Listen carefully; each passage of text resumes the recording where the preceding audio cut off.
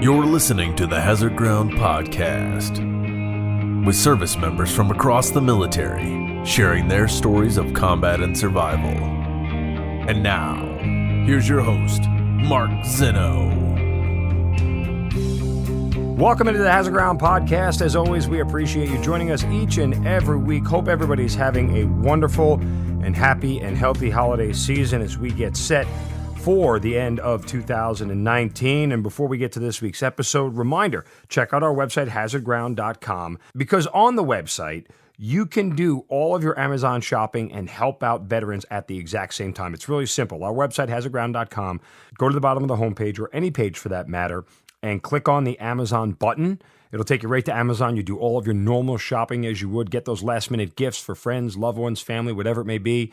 And we get a percentage of what you spend, and then we'll donate that back to some of the great charities you've heard featured here on the Hazard Ground Podcast. If you got a reader in the family, if you've got somebody who loves to read books and loves this sort of content, on our website, hazardground.com, click on the List tab, and there is a list of all of the people who have been featured on the Hazard Ground who either have a book, have a movie, or have had a movie made about them. That's the place you go for anybody who's a big reader or a fan of this podcast to get them exactly what they need. Don't forget to follow us on all those social media sites, Facebook, Twitter, and Instagram. Keep up with us through the holidays and beyond, and tell friends to follow us as well. Really trying to grow that social media following, and this way we can start to impact more of you guys on a daily basis and interact with you guys, because we love the listener suggestions, and that's where we get a lot of them from, on social media. Or you could send us an email at producer@hazardground.com, and you can suggest people that you want to see on the show. Any stories you know of, we'd love to tell them for you. So again, go to our social media sites, hit us up that way, or producer@hazardground.com. With all that out of the way, again, hope everybody's having a wonderful holiday season, and let's get on with this week's episode. Our guest this week is a former Marine who left the Corps as a sergeant after deploying to Saudi Arabia in the Gulf War, and deployed multiple other times around the world before leaving the Marine Corps to ultimately become a best-selling author and a writer of 31 different books. He is Geoff Hopf, joining us on the Hazard Ground Podcast. Geoff, welcome. Thank you for being here. Hey, thank you so much for having me. I appreciate the opportunity. Thank you. 31 books. That is insanity. Most people don't read 31 books, let alone write them. So we will get to that. But let's start back at the beginning as to how and why you joined the Marine Corps. Oh, well, that's a really good question. My father was a Marine. And so, listening to his stories back in the 1950s, he was a post-Korea War Marine, and just seemed really romanticized, and just the concept of being an expeditionary force and so forth and so on really, really attracted me. So when the time came up, that's what I did. I enlisted. So right out of high school, didn't go to college or anything? Correct. I was doing really good in high school too. I had real opportunities to go to get scholarships and go to college, but I just was kind of done with school at the time, and I just wanted to see the world. I really wanted to travel around and do things, not just have my head stuck in a book for another 4 years. The irony of you saying I don't want my head stuck in a book was, not lost upon me, given the fact that you wrote 31 of them. But again, neither here nor there. So when you told your dad and your mom you were going to enlist in the Marines, what'd they say? Well, my parents were always very supportive of any of us. I'm one of 4 kids, and always very supportive of any decision we made, as long as it was reasonable. And my dad was proud of that. What's interesting, at first I was looking at the Marine Corps, but I'd also been approached by the recruiter in the Navy. He was offering all kinds of interesting stuff, and I mentioned my dad. He just kind of gave me a hard look, and I kind of knew what that meant. But still, I kind of really wanted what the Marine Corps could give me. And that was literally to be an expeditionary force, to travel around the world. If I had the opportunity to go into combat, that would be something that I would want to do. And my mom was just kind of leery, that I think just kind of being like any mom is, like just concerned that anything happens, her baby is over there in harm's way. So, but yeah, overall, very, very supportive. When you say your dad gave you a look, was that the look of the, listen, you're going to join the men's department of the Navy kind of look? Exactly. Okay. All right. Just making sure. Pretty much, yeah. Yeah. Okay. That's what the Marine Corps is, the men's department in the Navy. Okay. So when you enlisted, though, we are just out of the Reagan era and the Reagan administration. We're out of the post-Vietnam funk. World peace is upon us, and the biggest, I guess, conflict we had was tearing down the Berlin Wall. But beyond that, there was nothing really going on, right? Yeah, there were, and when I got in, there was just a handful of guys, all very senior, either senior officers or senior enlisted that had any kind of time in Vietnam. Just really, but still on the tail end of that. And I remember one of the first things when I got to my parent unit, like the situation in Panama was going down, and so you had little things like that. You had Panama, and then there was like with Grenada, and then the things that happened in Beirut and so forth. But any kind of large scale combat was Vietnam, and there were very few people that had even seen that. Do you remember what your dad told you about basic training, how hard it was going to be, or anything like that? Did you find it difficult? Yeah, my dad told me it was hard. He was telling me, he told me all kinds of, fun stories about essentially being beaten up. But he said it was hard, but he thought it was good. It was the type of, the way he would describe it, it was good for a man to kind of be broken down so that he could be built back up, essentially. And I found it challenging. Yeah, absolutely. I remember I think by my 5th day in recruit training, I was like, what the hell have I done? I've got 5 years, 360 days left of this. So it was definitely a culture shock. I mean, I grew up, a very nice family, middle class, grew up on a farm, but, it was definitely a culture shock to be kind of thrust into that. Was it like Full Metal Jacket for you? Was that the kind of awakening it was? No, it wasn't. I didn't. Well, I watched that movie quite often before I went in. It wasn't anything like that. I mean, it was definitely strict. I mean, I found it very, very difficult. But I mean, I don't think I'd want to do it again right now at my age. I don't know if I could make it. That's funny. All right. So after Paris Island, you head to Camp Lejeune, right? And you start actually becoming a Marine. What's that like? And do you know what your future is at that point in time? Yeah. Well, I had my recruiter. I was like the dumbest guy walking in his doors. So I have to kind of rewind a little bit. Again, I did really good in school, and I had really high ASVAB scores. And he had all these things like avionics, all this kind of, for all the smart kids to do. And I was like, no, Sergeant Tobin. I still remember his name. It's funny. I said, no, Sergeant Tobin. I want to be infantry. I want to be the tip of the spear. And he was like, really? I'm like, yeah. And on top of it, they had this program at the time. I can't remember what it was called. It was essentially the 6-year enlistment.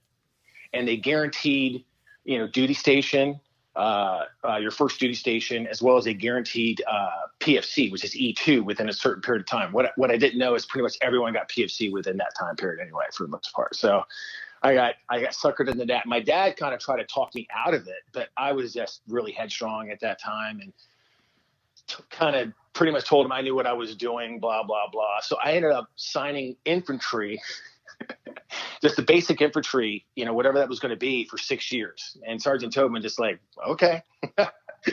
And then when I leave recruit training, and after my 10 days of leave, I go down to Lejeune, go to Camp Geiger specifically. And at that time, the Marine Corps just started it was a beta program at that time. I think it's fully implemented now. It's called Marine Combat Training, MCT.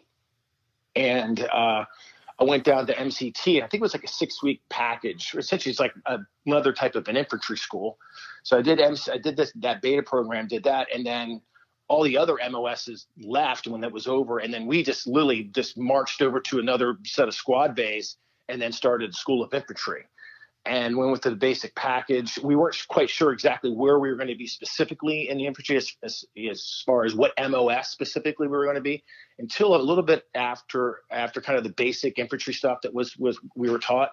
And then I remember they were calling out names, and about 8 of us, 6 to 8, I can't remember right now, were like sequestered over to the side. We're like standing around like these redheaded stepchildren, like, why did we do something wrong? Well, why are we sitting over here by ourselves? And these other guys are 0311s, 0331s, And like, what's going on here? And and one guy walks over, I think it was a corporal, and goes, "Hey, you guys have it made. You're 0352s. You're going to be a tow gunner. You're going to be driving in Humvees. The rest of these guys are going to be humping." Like, okay. So then I began the anti-tank tow gunner school after that. So when do you finish that, like month and year time frame? That would have been in 89. That would have been we finished that in the summer of like June. I believe it was like the summer of 89 is when I finished School of Infantry, then got my orders, and then got my first duty station, which I was guaranteed, which was going to be in the West Coast. I'd always wanted to go to California and head out to Camp Pendleton and get assigned to anti-tank company or tow company, 1st Tank Battalion. All right. So a year later, Saddam Hussein decides to invade Kuwait. Where are you? What are you doing? And, obviously we're going to immediately jump on a plane and go, but what are you thinking at that time when you start hearing the rumblings of it? So it was interesting. We had deployed to, had deployed one of our platoons. I was in 3rd Platoon, tow company. We were attached to a tank company, and then we deployed on a unit deployment program to Okinawa. Okay. And we had just arrived in Okinawa right when Saddam's forces invaded Kuwait. So all that's going on, and everyone's, there's a lot of talk happening. And now we're sitting in Camp Schwab over in Okinawa. And then it was rather quick that also we get told we're actually deploying right away.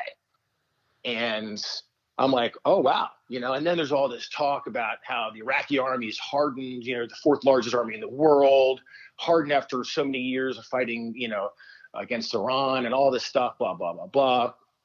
And then they get some ships together, and we get on board these ships and sail over there. But I remember it really hit me what was kind of happening, because a lot of if you go back to that time, everything escalated really quickly. Yeah. It's like he invades Kuwait. There's a lot of talk. And next thing you know, George Bush is gathering forces and starting to really start to deploy them. And we got told we're going over to defend the Kingdom of Saudi Arabia. And I remember we were marching down to the supply, excuse me, and they give us our desert camis. They literally pull out of these old boxes, those old, the chocolate chips, the chocolate chip camis. Yep. They were literally all dusty and moldy and just gross. And they've been sitting crusty in a box since like 1970s or something. And they give us those, and then they issue us all the mop gear, all this additional mop gear. And of course, that was kind of a lot of the talk during the Iran-Iraq war. There was a lot of chemical weapons and so forth deployed. And that's when it hit me that I was like, shit, man, like, this is real. Like, I could be going to war. I could die. It was then where it was kind of thrilling that we were actually going to be doing something like the kind of first combat possibly, or first kind of real large scale deployment since Vietnam. Once that thrill, then when the reality hit me, I got scared. I'll admit it. I was like, this is kind of scary. Yeah, because you just don't know what you're getting ready to get into. You watch the movies, but then the reality is so different, right? And then we boarded ships and we set sail. We landed in Jubail, which is like a port city in Saudi Arabia, I think it was like September 17th in 1990s when we landed. And we get off, and there's like hardly anybody there. I think a detachment, the 82nd, I think, was already there. There wasn't very many troops there at all. By the way, how long does it take to sail from Okinawa to the Middle East? So we ended up, I think we left in late August, if that was right. I believe it was late August. We were on an LST, the USS San Bernardino, which I don't think is even around anymore. Which was great, by the way. So we leave Okinawa, we sail. They have us pull into Subic Bay Naval Base, and they give us like 3 days of libo, which was awesome, because everyone doesn't know what they're getting ready to get into, so people really go crazy. And now, wait, hang on a second. You have to kind of tell me and enlighten me here. What was the craziest thing anybody did that you knew of? Well, I'm just going to say it would involve bottles and women and chairs that swing and they have holes in the bottom. Gotcha. Noted. I don't want to go too I'll allow the audience to draw their own conclusions. Exactly. But it's just, you just let loose a bunch of young studs, right? And anyway, so it was crazy. So it took us around 2.5, 3 weeks because we made that one stop, and then we sailed to the Straits of Malacca and blah, blah, blah. And then we finally arrived. But, and then we got off, and again, there was hardly anybody there. We actually sat on the port for a few days, just hanging out. And that was so damn surreal, because I'd never experienced any kind of Middle Eastern country ever before in my life. And like every morning you hear the minarets playing and all the stuff you could hear in the distance, of the city. And it was just totally I felt like I was just taken out of like my life. And then even though the Marine Corps was already kind of a trip, now I'm over here in the Middle East, and it's hot as balls already. And it's just so weird. And again, there wasn't very many people there. And then after a week, once we get all the Hummers come off, all the gear, and then they say we're going to go deploy somewhere out into the desert and set up defensive positions. And that's what we did. We headed out in the middle of literally nowhere, and then dug ditches and put the vehicles in, and then covered them with the cami netting. I don't know if people really can appreciate when you talk about the desert in Saudi Arabia, and I haven't been to Saudi Arabia other than the cities, but I have been to the middle of Kuwait, and the desert in the middle of Kuwait is as barren as anybody has ever made it look on TV. Like, it really is that. Like, you're literally standing, and you go in a complete 360, and there's nothing but sand. And you don't see anything, any buildings, any structures. I can remember when we did train up for my first deployment, this was going to Iraq, but, you spent a short amount of time in Kuwait, about 10, 15 days there, just doing your final training and everything. I remember they drove us out to where a range was. Literally, we drove through sand for 20 minutes. I had no idea where they were going. I don't think they had any idea. All of a sudden, we just end up at this range that's out in the middle of the desert. But like, when you're in that, is that overwhelming that you're standing around in the middle of this desert on the other side of the world going, where the hell am I? Like, this isn't real. Yeah, well, yeah, it feels like you're in some kind of foreign like landscape, like on a planet somewhere, some other planet. I know you're right. There's nothing. We would drive you encountered this too. We'd drive for hours sometimes, and it'd be nothing. Just nothing. I remember that, like, when we right before we made the big push, we literally drove, I think it was like 8 hours to the night to get to where we were, just on the other side of the line of departure, and just all night long there's nothing. But yeah, so surreal, so weird. And what was interesting too about it is because there were so few people deployed at that time in mid to late September, that it was just kind of this very weird, like we were kind of being left out there, and I don't want to use the word, I guess the best word to use is like lonely. Like, we're it. We're the ones that are going to stop Saddam's forces if they decide to come across the Kuwaiti and Saudi border. Like, really? And what's interesting, all the training we were doing for like the first month and a half was all about delay and defend. That was all we were there. We were there to defend, because they positioned us near some of these northern oil fields. And that was our only job, was to do a delay and defend tactic. If he outnumbered us, I don't know what it was. It was like 3-1 or whatever it was at the time. And our job was literally just to delay and defend until we could get back to the port, and then give them the ships and then get out of there. That's literally what we did for the first month and a half. As we would practice, training, they were assaulting us, and then because we did not have that many forces in the country at the time. What were the day-to-day conditions like in the heat there? I mean, obviously it's nothing like the United States, but I'm just curious, as the first time you land, you talked about the romantic nature of this whole thing that your dad had told you about, and all of a sudden you get to this desert, it's 130 degrees, and you're like, this has got to suck, no? It totally sucked. And when we were stuck out into, near these oil fields, it's just we're just living in a hole, just eating MREs. There's no hot food. We were just stuck in the field for weeks and weeks, nonstop. Like, no hot food being brought in, none of that stuff. Like, there was just the resources weren't set up. There was there was really no infrastructure set up. I mean, there was a time, was it in November, December, we actually ran out of food. Really? Yeah. I know this sounds so crazy, because I think now the supply trains and the way things are set up, it's just, we had gathered what MREs we had, little parts of the stuff that you don't want to eat, like the butt cake and all the other garbage. and just toss it on the hood of the Hummer. We were kind of divvying it up. We had actually run out of food. We deployed a couple Hummers to go out and find if we can find some additional food somewhere. And we ended up coming across an Army base.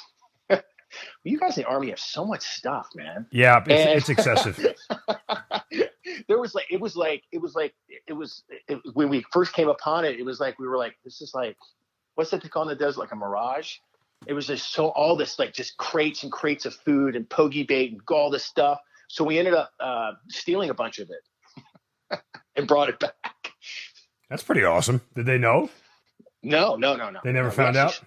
No, we actually literally stole it. Oh, really? Yeah. And we were sanctioned by our company commander. Oh, wow. That is crazy.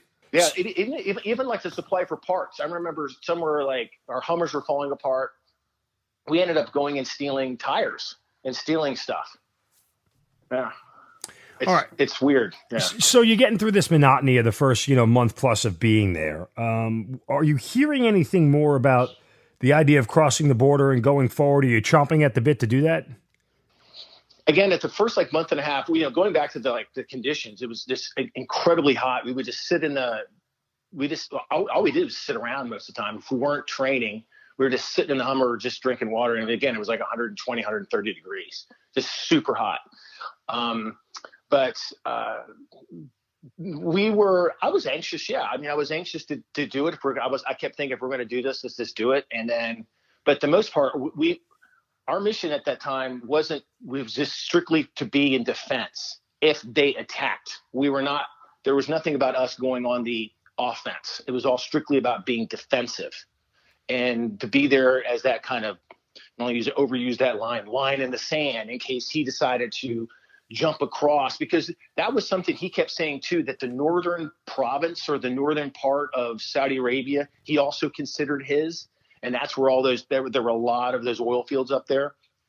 And so that's where we were. And again, just strictly to defend it, not to go on the offense. So that's what kind of the first month and a half, all the way into October, and then more forces. But at the time we were listening to, I think it was the Armed Forces radio. Mm-hmm. We managed to be able to pick that up on this one radio we had in our Hummer. And we hear the daily news, and more forces are being deployed, more and more and more. And then they were setting up a bunch of tent cities and whatnot south of us. And then we finally got our break. I remember that. I think it was like mid-October. No, it might have been late October. We finally got sent back to this tent city called Camp Dan Daly.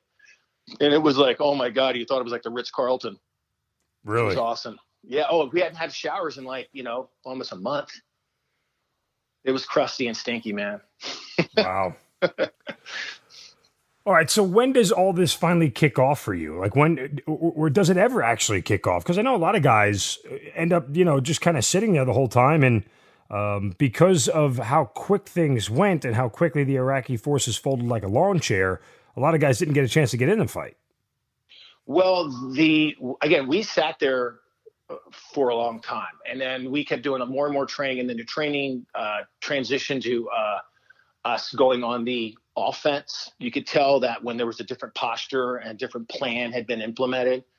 And again, I got there in mid-September, so the air war starts in January, and then the ground war starts in was that mid-February. So the whole time we're just sitting in the desert. Now we've got a rotation. We're going back to these tent cities.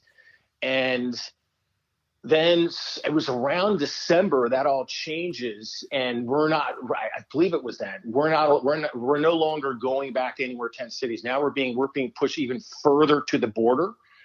And at that time we got assigned to light armored infantry battalion. Our platoon did. And so we were to be their anti-tank support. Even though those LAVs also had some of those tow variants, we were assigned to them, and they were going up to the border and doing a lot of what they call light armored reconnaissance. They were doing some reconnaissance work up near the border, and so we were with them. And then the air war starts, and then there was that engagement at Khafji. Okay, that happened, and they deployed LAR, the guys we were assigned with. They kept us back for whatever reason.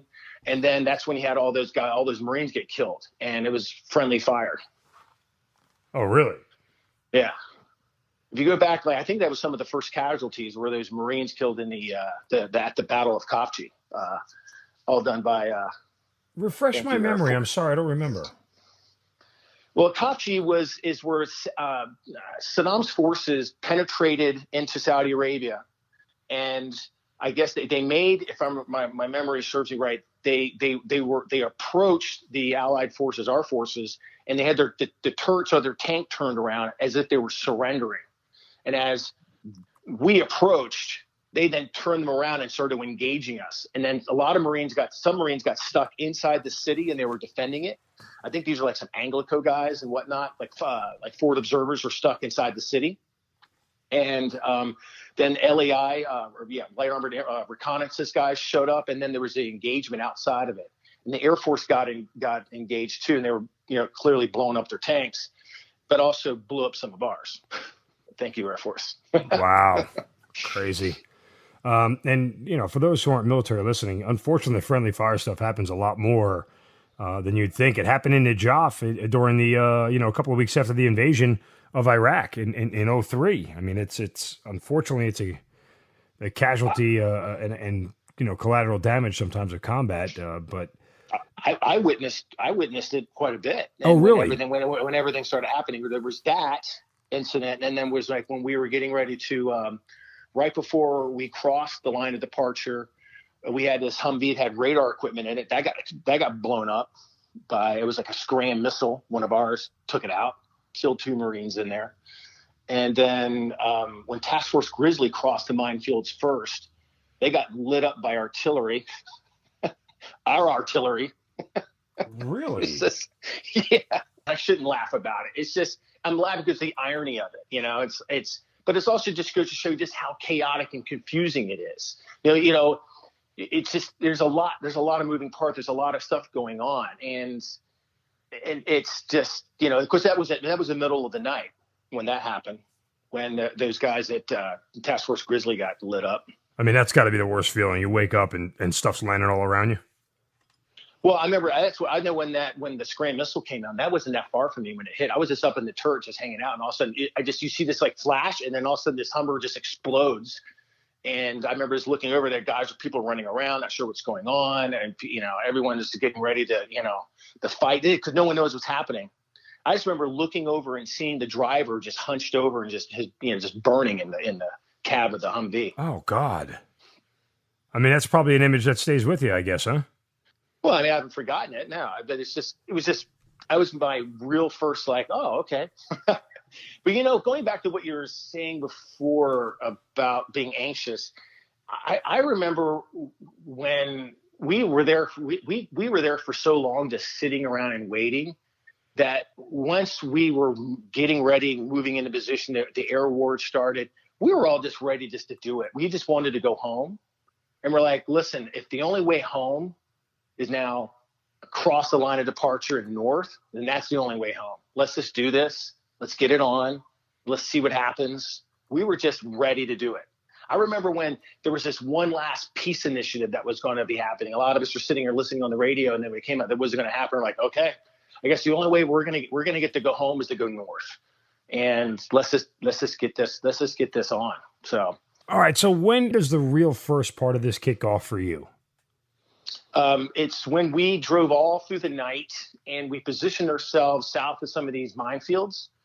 And that's when that Humvee that with the radar in it got blown up. I was part of a task force. There was 4 task forces that IMF was part of. You had Task Force Gridley, Task Force Taro, Papa Bear, and Ripper. And Papa Bear and Ripper were the main forces. They had the heavy armor and things like that. And then Grizzly and Taro, we were kind of reconnaissance task force. We actually went in 2 days before the ground war started, is when we crossed the minefields. Okay. We went in, we penetrated the minefields first, and then crossed into Kuwait in the middle of the night, drove up and then took up positions. South, there was like another set of minefields even further in, and then we're just kind of there, just seeing what was happening and sending reports back to the other task forces of what was happening. This is before George Bush even got on and said the ground war had even initiated. We were already inside Kuwait at that time. Okay. And what's interesting, we cross over no one, like they had abandoned, the Iraqis had abandoned the positions on the other side of it. They'd already given up and already fallen back. So we crossed over. The only thing we had one of our tanks got the tracks blown off because it hit a mine. And so we get in and we get over, we capture a handful of people here and there, stragglers, Iraqis surrendering. Like these guys, but let me ask you real quick, as far as the surrendering, did it go as easily as it's depicted? Like guys just started seeing American soldiers and just dropped their weapons, threw their hands up in the air, started walking towards you? That's a pretty fair depiction, yeah. and anytime though, there would be some resistance. I remember it was the third day we were in. Now I'm jumping all over the place now, but now once the ground war actually kicked off, then we started really advancing north, moving fast. And then anyone we would encounter, they were pretty much, that depiction's correct. They would see us and then literally drop their shit and then come out with their hands up. And that we would, I remember like the third day we received some resistance, and the minute we respond with this overwhelming, force, then they were surrendering. Right. But sometimes they would try and they would fail, but then they would surrender. And sometimes just in mass, hundreds of them. That is thousands. I never encountered that, but hundreds of them. Some of the whole units were just surrendering. That is crazy.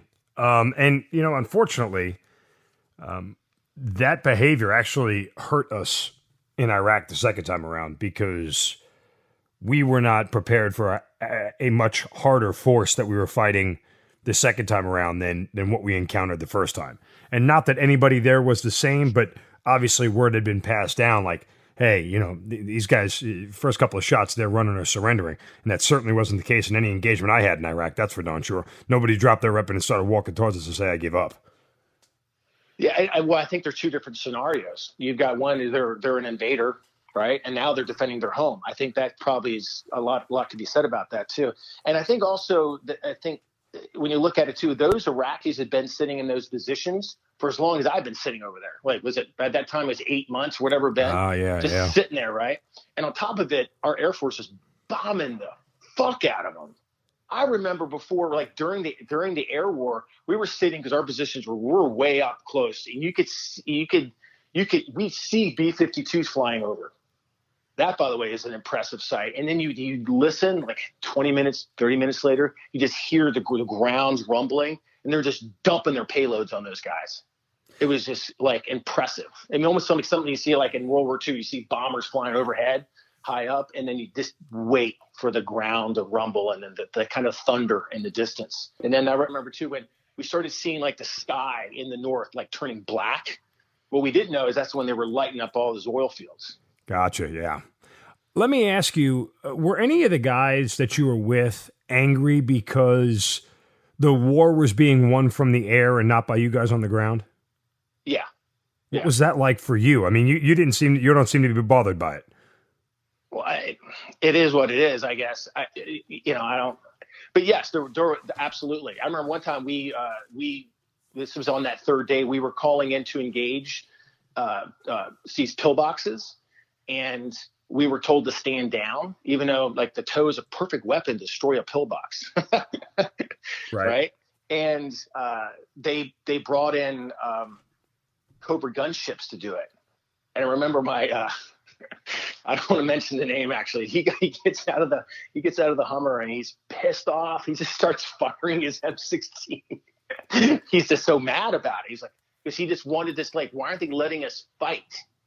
And I guess they knew just I don't know. I can't explain it, but that was one incident where they told us to stand down so they could bring in air support versus having us do the work.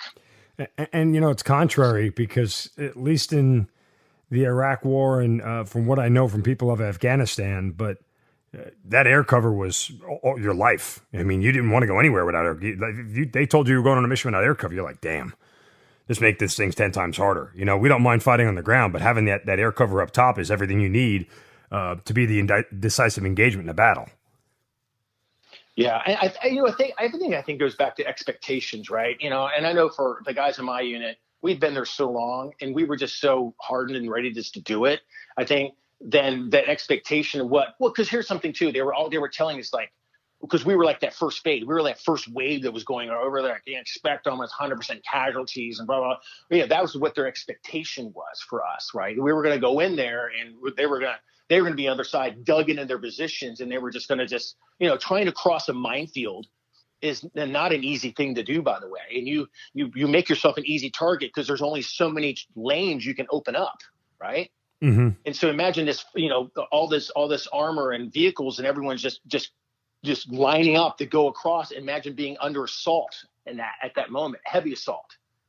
You can imagine it would just been a total shit show, right? Right. And so that's what our expectation was, is we were getting ready to like funnel across the handful of lanes that these Amtraks had opened up for us, to be just peppered with rounds and shit. We just had no idea. So they were telling us we were going to get crushed.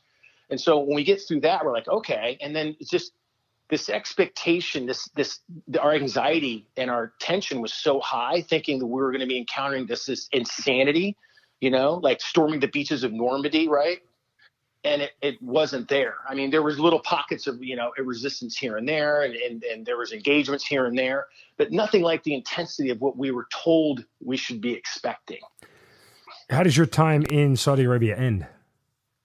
So Kuwait ends for us. We get Task Force Taro after that one engagement at this second minefield belt. After we have an engagement there, it's what is like half the Iraqis surrender. We go to get them, and then the other ones that don't open up on us with indirect fire. And so once we clean those guys up, we cross over. They just, if I remember right, they essentially dissolved Task Force Taro. And the elements of Task Force Terror we were assigned to Task Force Papa Bear, and then we're on our way to Kuwait International Airport to secure that. But there's a funny story. As we're heading to meet up, to link up with Papa Bears, the elements of Papa Bear, because that's when we encountered the Bergen oil fields, and they're all on fire. Mm-hmm. It's like going in Dante's hell, dude. And like, it's just this, you can't see shit. And you just see these flames everywhere, and it's like raining oil. And I remember to my right, I'm up in the hatch. I see people coming at us, and the vehicle, all the vehicles stop. We're like in this log train of vehicles. We all stop. We all get out, and we start running at them. I don't know what we were thinking, and it was hundreds of Iraqis surrendering, and we gather them up, and this is the craziest thing. They start singing and chanting to us, "We love George Bush. We love George Bush. We love George Bush. USA." Yeah, I'm not joking. They were like, they loved that they ran into us, and that they surrendered to us. So we didn't have it because we were trying to move fast and link up with Papa Bear. We just essentially gave them what MREs we had and just threw a bunch of 5-gallon water cans at them. We didn't process them at all. We just said, walk that way, pointed them south, and then just kept moving to link up with Papa Bear. And then with Papa Bear, then we have the battle at Kuwait International Airport, which was at the time, I think they considered as like the largest tank battle in Marine Corps history. Where 1st Tank Battalion and TOWs and all that were engaging in like a ton of Iraqi armor. It was like one of their last lines of defense outside of the airport, and they got easily decimated. And then we moved into the city and then into Kuwait. And that was kind of weird because after being in the desert for all this time, not really seeing any cities, I remember when our vehicle came out of the desert and then jumped onto a freeway.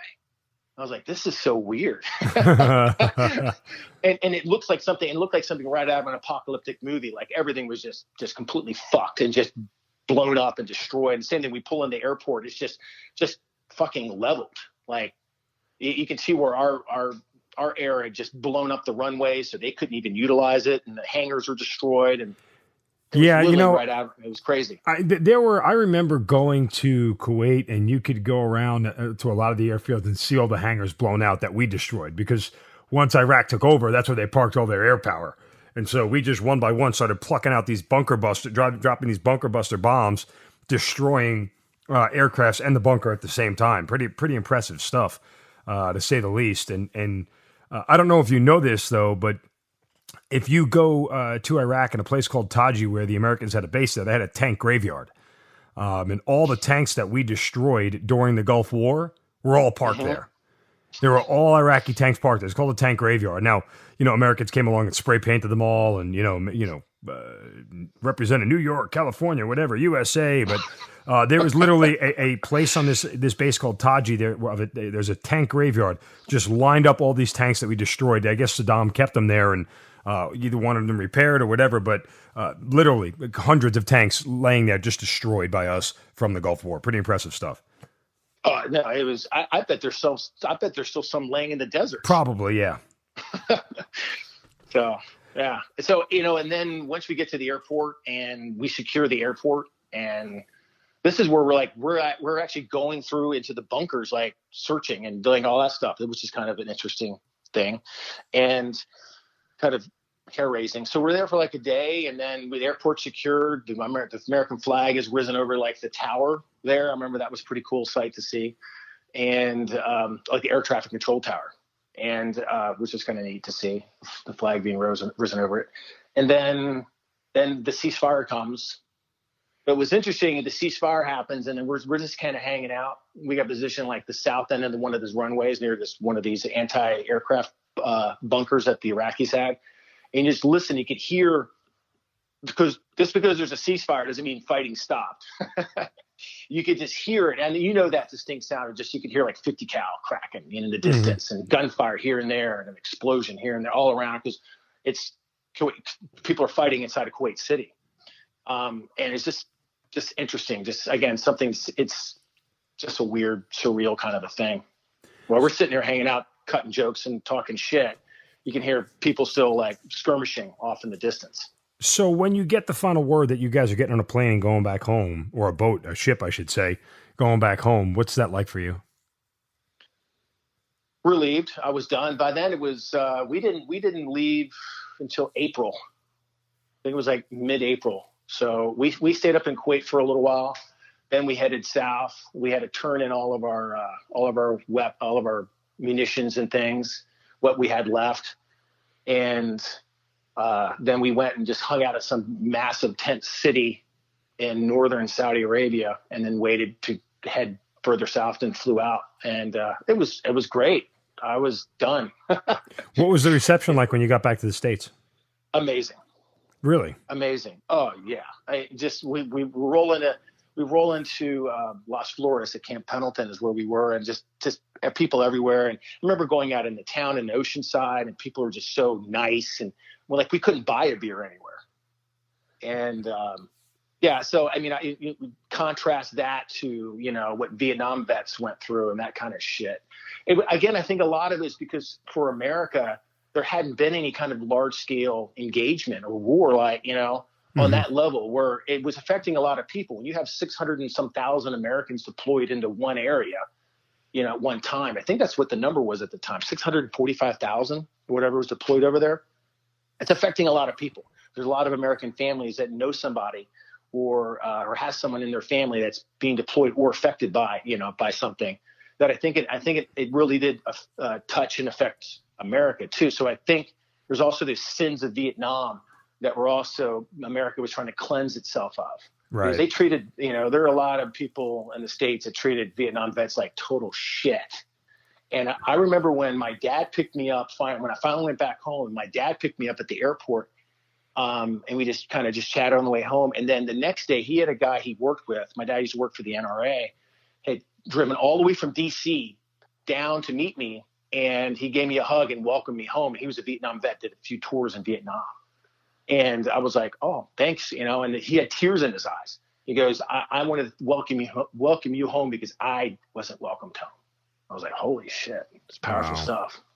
Yeah, it is. I think a lot of people forget that. Vietnam vets were treated like garbage. Yes, we've told many of those stories, and they're all genuinely happy for us, right? They're all genuinely happy for people who came home and got a warm reward. They are still bitter about, more than anything, I think they're bitter about the way the government treated them and the way the government treated the entire war, as opposed to the way other civilians treated them when they got back. That's at least some of the resentment I've heard from other guests on the Hazard Ground podcast. So make of that what you will. Now, this isn't the end of your Marine career. You do a couple more deployments around the world, right? Yep. I get back to tow company, and then with First Tanks, and then they for whatever reason, we're going to disband tow company, and we're going to disband 3rd Tank Battalion and move 1st Tank Battalion to 29 Palms. Okay. You have your choice of going to any. So what they're kind of reorganizing. And apparently this was some kind of after action kind of decision because of the Gulf War. And tows are now going to be sent to infantry regiments and be incorporated into their weapons companies. And so they give us a choice of any unit we want to go to. And I wanted to deploy. I was like, I'm ready to get back out. I want to go on a Westpac, be on ships and cruise around the Western Pacific and Indian Ocean. I was like, I'm ready to deploy. I'm like, well, 1st Battalion, 1st Marines is leaving in November if you want to go. And so me and a handful of guys, we go over to Camp Horno at Pendleton and become part of 1-1. And that was in May, I think, or June. And then we deployed on Westpac in November. All right. So you're sailing around the West Pacific for the next, 3 or 4 years, right? 6 months. Okay. 6 months of the Westpac, and then we get back, and then with 1-1, and then we rotate up again. You know how it is when you get back from deployments. Typically, you kind of there's guys that get out, you get new guys in, and then you do some training, and then we rotate. We deployed again back to Okinawa for 6 months. All right, so basically the last half of your enlistment you spent not in the States, so to speak. Yeah, I spent my total time I deployed. I spent, what is that? Almost 2 years deployed. Mm-hmm. And then on long deployments, and there's a lot of training deployments and so forth in between there too. But yeah. So why ultimately do you decide to get out of the Marine Corps? I decided to get out because I was all the guys I'd served with and had been through everything with, they'd all gotten out. I was the only dumbass that did a 6-year enlistment, and everyone else did 4 years, and then they're gone. And then I'm just meeting a lot of new guys. I don't know. I just was like, I feel like I'd done what I had. The reason I joined was to travel around the world. If I could be in combat, I'd seen whatever that was for me. Again, it wasn't what I imagined it would be, and it wasn't the level of intensity that I thought it would be, but it's still like for any average person being in that situation would be fucking hair raising at the same time. But I feel like I just done what I came to do in the Marine Corps, and they were also offering me as a sergeant, there's only a couple other paths you can take. But before I could do anything else, they wanted me to do what I think they're called B billets.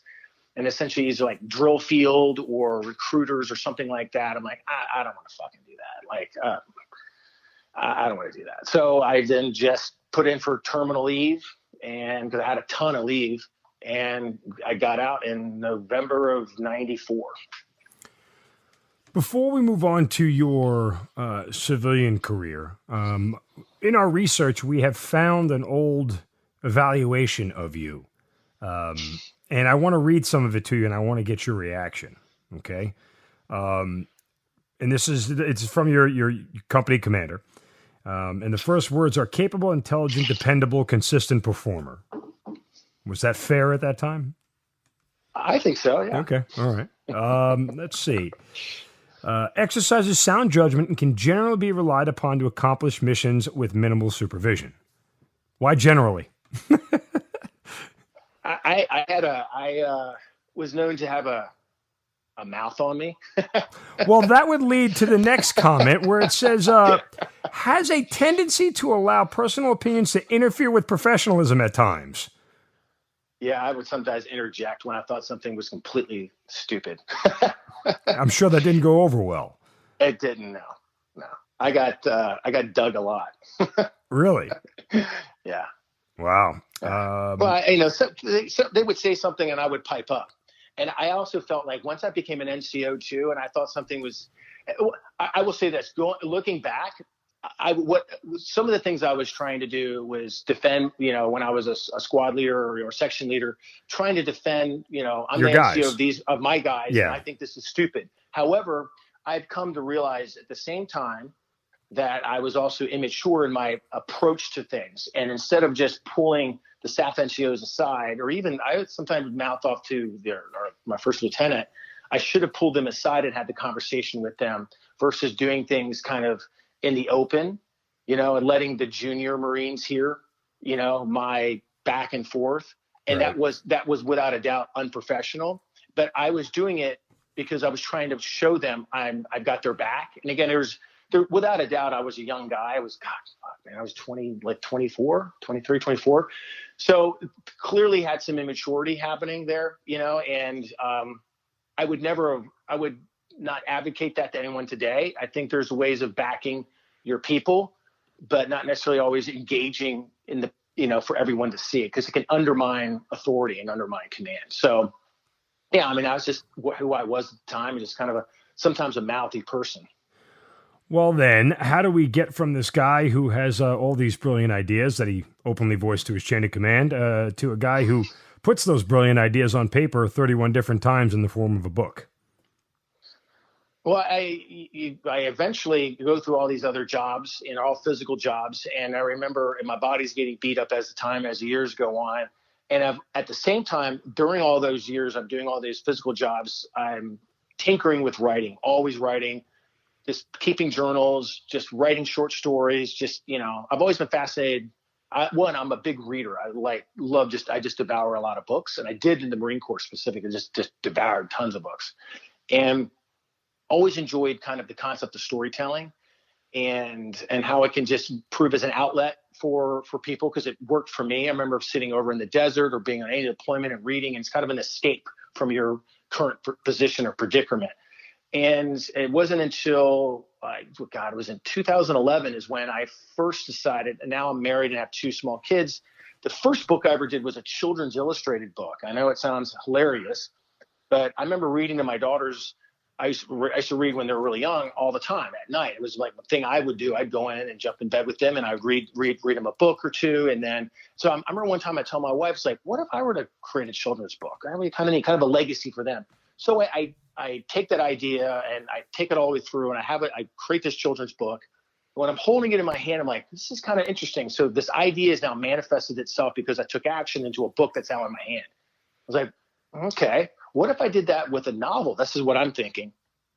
And I'll present this to my wife because I'm always coming up with ideas and she's constantly rolling her eyes.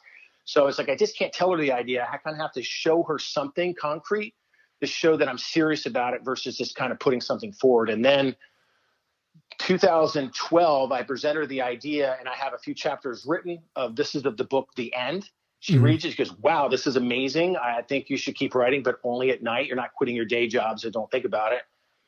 Anyway, I go through and I eventually write that book. I get an agent, fire the agent, self-publish, and the book then takes off.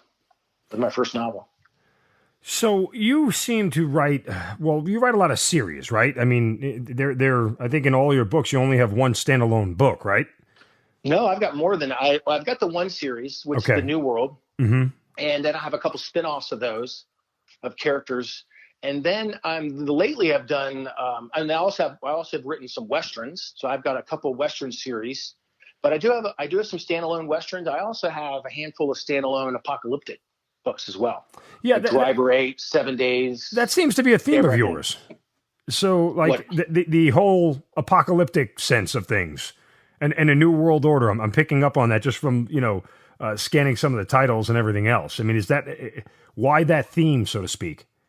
I've always been fascinated by apocalyptic fiction. It's a kind of the what if something were to happen. Essentially, and my books really examine. But these are not zombie apocalypse. So right. People don't get confused. A lot of time people you say apocalyptic fiction, they think zombie.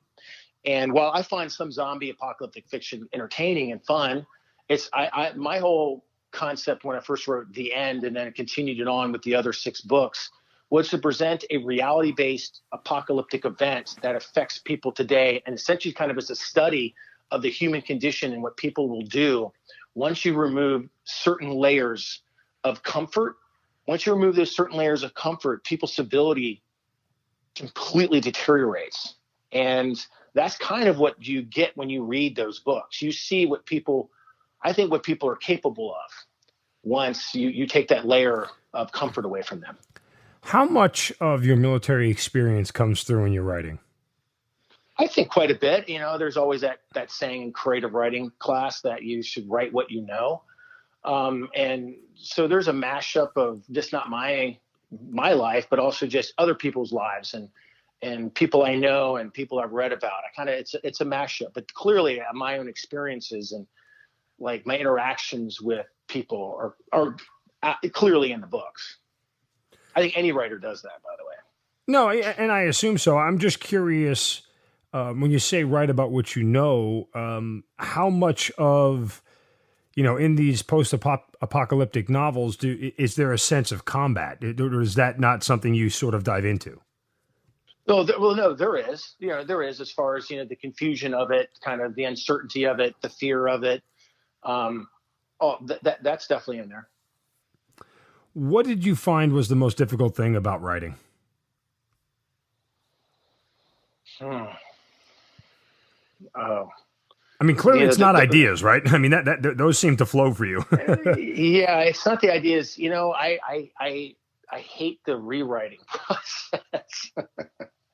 I wish I could be a one and done kind of guy, but you can never do that with books. So you write your rough draft, and then you've got to go back and you got to read it, and you before it gets to the editor, you're doing your own self edits, your own rewrites by going through it quite a bit. I don't enjoy that as much as I enjoy writing the rough, because I'm kind of in this very storytelling, very creative space. I'm just sitting down and I hammer from page 1 all the way to the end. I've got a process that I think really works for people, and specifically new writers, to get them to finish a book. Because so often people will stop. They'll write a paragraph or write a chapter, then they'll stop. They'll go back and they start reading what they've written and start self-editing it. And it takes them out of the creative process, and typically will end up, if they're not confident in their skills, stop them completely from ever progressing. So I've been practicing that. Just was natural for me from the beginning. But I found that it works for me to complete books in very quick fashion, by the way. And then secondly, I enjoy that because I'm just in this creative space. I'm just literally telling a story, even though I know, and I've given myself permission to go back and make corrections later. I just don't worry about that shit. I just literally sit down on page 1 and just write the book until I'm done without ever reading it.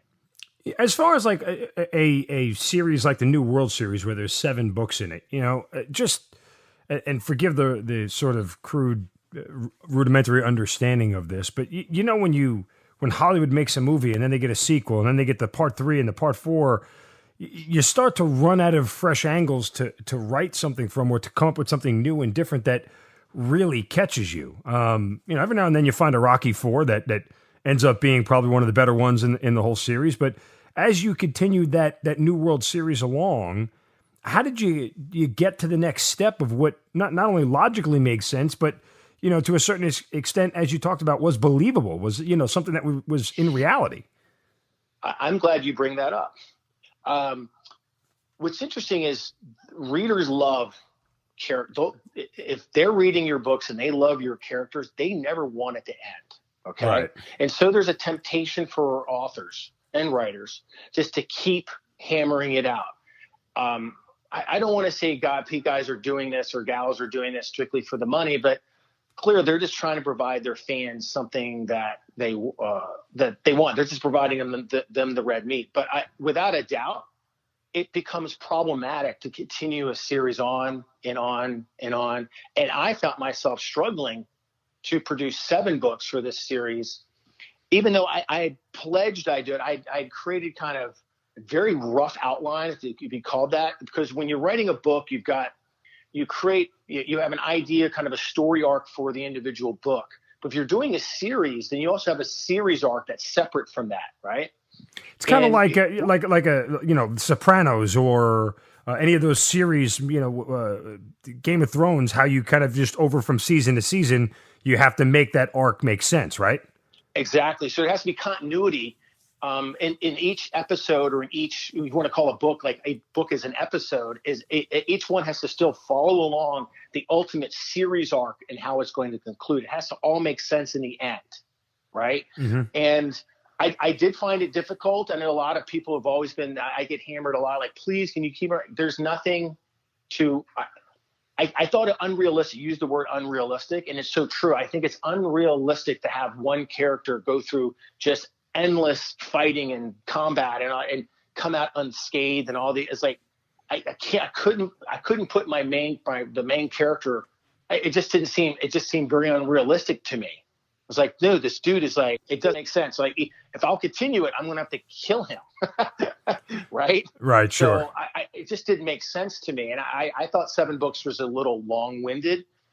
I don't know how other writers do it. I just found it difficult to keep coming up with, like you said it perfectly, fresh, new, something interesting. Because I think as the series goes on, while it's still good, it's never as good as the first couple, right? Mm-hmm. No, you even see that in movies too. Sure, and I think character development, both in TV and in books, when you do it repetitively, is a big thing. And what they say in the TV world, at least TV execs I've talked to, by the time you get to season 3 of a series, your characters have fully developed. And that's where the sweet spot is. Like seasons 3, 4, 5 of a series is where you really get the best material, because the character is fully developed and you can hit him from different angles. But after that, it's hard to redevelop a character without completely altering the storyline, right? I mean, it's almost like the path of an alcoholic, right? You see them at the beginning, and then you see how they fall into it, and you see how they get out of it. And once they're out of it, now it's like, if they don't fall back into it, well, how do you continue to show them the way that they've lived their life? Because they've already overcome this big struggle without making it unrealistic. Oh, well, he's an alcoholic. Now let's just make him a drug addict. Like, I mean, it becomes unrealistic at that point. And I think, for obviously you're the expert, but for writers and things of that nature, that's a big, big challenge to keep ideas fresh, realistic, without making a character become so repetitive that the storyline isn't really new, if that makes sense.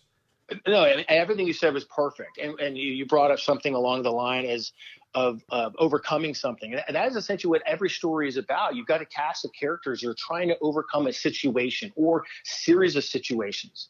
And some of them can be a kind of duplicitous kind of theme to it, where not even just the main character is trying to have some internal struggles he's trying to overcome, right?